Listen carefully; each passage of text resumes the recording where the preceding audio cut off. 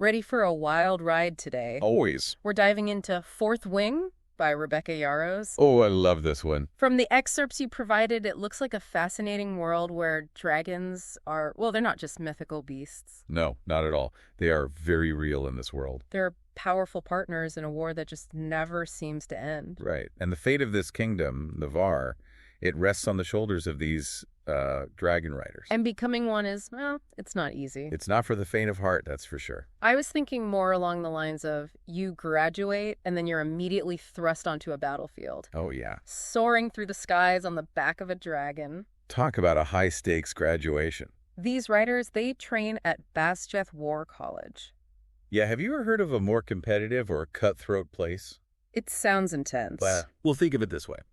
A pressure cooker of ambition and, survival. And we see that right away with the parapet challenge, Oh. where these aspiring riders, they have to cross this narrow bridge over a dizzying drop. And let's be real, it's brutal. Brutal. It's not just a test of their, physical courage, but it's also their ability to perform under, unimaginable pressure. Yeah. One wrong step. Exactly. So, okay, let's back up a bit and unpack this world. You mentioned Navarre is at war. Who are they fighting, and why are dragon riders so crucial? So Navarre, they're surrounded by enemies. Yeah. It seems like they're constantly having to fight for their survival. And the dragon riders are? The elite warriors, they're the first line of defense against all these invaders. But there's more to it than just you're strong and you can fight, right? Oh, absolutely. It's also about upholding something called the Codex. What's that? Well, it's this set of rules and traditions that govern the rider's conduct. Oh, I see. Make sure that the dragon's power isn't, misused. Oh, so it's not just about strength. Yeah. It's about strategy, discipline, honor. It's a whole legacy. Sounds like a lot to handle, It is. especially for our main character, Violet Sorrengail. Yeah, she's great. What makes her story stand out in this world of aerial combat and, ancient traditions? Violet is so interesting because she really kind of defies the typical image of a dragon rider. Oh, how so? For one thing, she's not a natural warrior. Really? And she's physically outmatched by, pretty much many of her peers at the academy. In fact, I think she'd much rather have her nose in a book. Instead of, out there with a sword? Oh, absolutely. She's a Sorrengail. Okay. So, she comes from this long line of, celebrated dragon riders. But her heart, it really belongs to the world of, knowledge, scholarship. You can feel that internal struggle in this line from the book. Decide, Violet. Are you going to die a scribe or live as a writer? It's a powerful line. She's obviously under immense pressure. Absolutely. Torn between her family's legacy and her own yearning for a different path. And it's even more complicated when you think about the fact that she didn't choose this path. Oh, she didn't? No. She was basically pushed into this writer's quadrant. So what does she do? She chooses to fight, Okay. but not with brute force. So with Her intellect, her determination. She's described as petite and prone to injuries, but she has this hidden strength. She's resilient. Yes. Yeah. And that allows her to, to face these challenges head on. She doesn't back down, that's for sure. I think that's what makes her relatable. Definitely. She's not a superhero. No. She's just a young woman trying to overcome her own limitations. Pushing boundaries. And proving that knowledge can be powerful. Oh, just as powerful as a sword. Absolutely. And that just makes her journey, I don't know, I find it captivating. It is. Especially as she's trying to navigate, the treacherous world of this Basgiath War College. That's a lot. And the complexities of dragon riding. Speaking of which. The dragons! Yes. Let's talk about them. They're not just war machines, right? Yeah, no. They come in different types. Oh. Each one with unique abilities, different temperaments. Oh, that's really interesting. Yeah, and that diversity, it influences the rider's fighting style, obviously. Oh, right, of course. The bond that they form with their dragon. And that's so crucial. Essential. It's interesting you mentioned the bond, because in the excerpts you provided, one relationship that really jumps out is Violet's connection with her dragon, Tern. Oh, yeah. He's something else. And he's not your average dragon, is he? Not in the slightest. Tern is a black dragon. Okay. The rarest kind. Uh-huh. The most powerful. Wow. Feared, even among other dragons. Oh, wow. Yet his presence it's imposing. I bet. I mean, imagine a creature so massive, his voice makes the ground tremble. Ooh. There's this aura of danger surrounding him, a legacy of past battles. a lost rider. He sounds terrifying. He's intense, that's for sure. But there's this sense that he chose Violet for a reason. It is fascinating. Yeah. You have Taryn, this powerful, independent creature, and he chooses Violet. Right. This young woman who, let's be honest, doesn't really fit the typical rider mold. So what is it about her? Well, it suggests that he sees something in her. Like what? Hidden potential. A strength that runs deeper. I mean, their bond, it's unconventional right from the start. Oh, so. Their first real encounter is during this event called the Threshing. Okay. And he basically swoops in to save her from these other dragons. Really? Talk about a grand entrance, right? That's pretty dramatic. Their partnership, it breaks all the rules from the very beginning. And it seems like Taryn isn't the only one drawn to Violet. That's what makes this world so interesting. Yeah. It's this web of relationships at Basgiath. It really is. And as Violet's trying to navigate this intense environment, you know, she's forming alliances. Okay. Some are supportive, some are a bit strained. Like who? Well, there's Rhiannon. Okay. She's a fellow cadet. Uh-huh. And she really embodies that, like, classic I was going to say. gung-ho spirit. Yeah, the Rider Quadrant. Yes, Yeah. exactly. Mm. And their interactions, at least initially, you know, highlight those differences. So. Well, you have Rhiannon, who's so enthusiastic, Right. and then Violet, who is, well, she's more reserved. More pragmatic. Yes, exactly. But despite these differences, a genuine friendship develops. You know, it makes me wonder if Rhiannon is drawn to Violet's, I don't know, maybe thoughtfulness. Oh, possibly. And Violet probably appreciates, you know, having someone so optimistic. Oh, for sure. Okay. Especially in such a, like, high-stakes environment. Oh, absolutely. And then we have Dane. Oh, right. He's Violet's childhood friend, Uh-huh. and he clearly has feelings for her. Yeah, it seems like more than friendship there. Oh, yeah.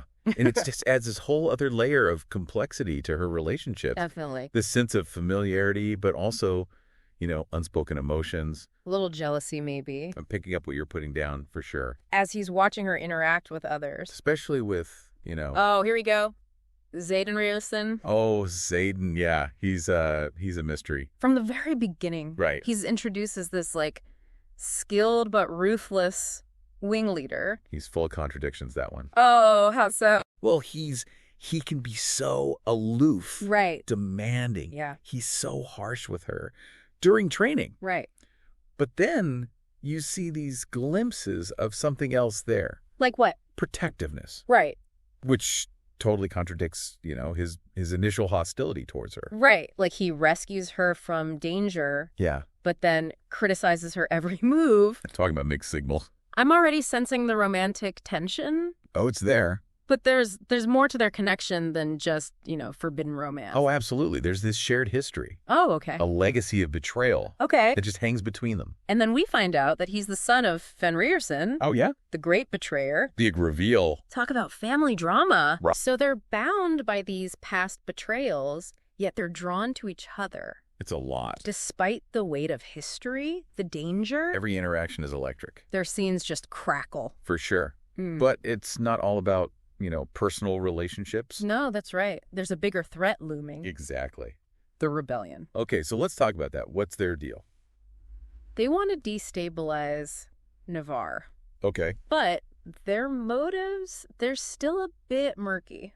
As we're, you know, going along, we start to see their tactics. Okay. They've got spies, Yeah. saboteurs. There are these little hints that they might be connected to, well, to creatures that everyone thought were extinct. Wait, mythical creatures? Yeah, it's kind of wild, right? That changes things. Right, it throws a real wrench in everything. Yeah, like what do we actually know about this world? Exactly. And how does this all tie back to Violet? She's just trying to, you know, survive training. Right. Figure out her place. Yeah. But then What? the rebellion's actions, they escalate. Mm. Especially the reveal about their true motives. Yeah. It forces her to really confront the real cost of this war. So she's not a bystander anymore. No. She's right in the thick of it. It's true. For most of what we've discussed, the story's been happening at Basgiath. Yeah. Within those walls. We know there's this war going on outside, Right. but it feels very far away. It's just whispers and rumors. But with these creatures returning and the rebellion, like, stepping up their game, Yeah. it's getting real for Violet. Oh, yeah. The stakes get very real for her. And I think I think especially it's real. when the lines between, like, friend and foe, Right. they get blurred. And it Uh-huh. leads to a very, a very hard loss for her Oh, no. with Liam's death. Oh, A Liam. fellow cadet. I remember him. And it's not just another casualty. Right. It's someone she knew. someone she cared about. Exactly. And he's just taken from her Yeah. in an instant.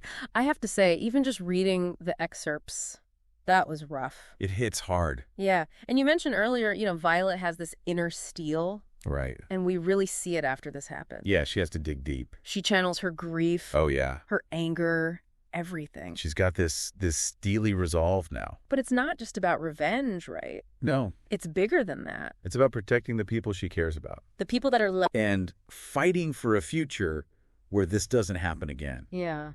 And then, if that wasn't enough, What? the whole thing was again, Oh my gosh, don't remind me. the reveal, The rebellion. that connection. Says Mark. I know. Talk about a punch to the gut. It really makes you rethink everything. It does. It's like, were there clues before? Right. The author is so clever about it, just dropping these little hints that... You don't even notice at the time. Exactly. But in hindsight, it's like, oh, wow. It all adds up. Egsdin's been playing a very dangerous game. I mean, how could he keep it all straight? He's balancing two worlds Talk about walking a tightrope. with incredibly high stakes. And his reasons are, they're complicated, right? Oh, yeah. It's more than we initially thought, It's like he's trapped in a way. between his family's legacy. And, like, what he knows is right. And he clearly cares about Violet. Oh, he definitely does. He risks everything to protect her. Right. But does that erase all the other stuff? That's a tough question. It is. So where does this leave them? Well, that's the big question, isn't it? It is. And the excerpts, they end on a cliffhanger. Oh, So much uncertainty. But I feel like there's hope. there's definitely hope. Okay, good. Violet, she finally embraces her full potential. What does that even look like? Well, she unleashes her signet. She does? Oh, yeah. What is it? It's amazing, this raw elemental magic. Wow. She has come a long way since those early days. That scene where she controls the lightning, Incredible. it was breathtaking. It really was. That's not just power. That's like next level something. It's the culmination of everything she's been through. And it goes back to what you were saying before What's that? about Violet's power being different. Oh, right. She's not just a warrior. No, she's something else entirely. It's like she uses everything. Her intellect, her emotions, even that bond with Taryn. So we're ending this deep dive Oh. with more questions than answers. That's right. What happens to Violet and Xaden? And Navarre. What about those creatures? So many questions. What are they going to sacrifice? I need answers. Me too. But what an amazing world. It's incredible, right? Full of twists and turns. I cannot wait to see what Rebecca Yarros comes up with next. If you haven't already, you have to read Fourth Wing. It's such a good read. Just be ready. It's an epic adventure. You will get swept away. It's been such a fun deep dive. It really has. Until next time.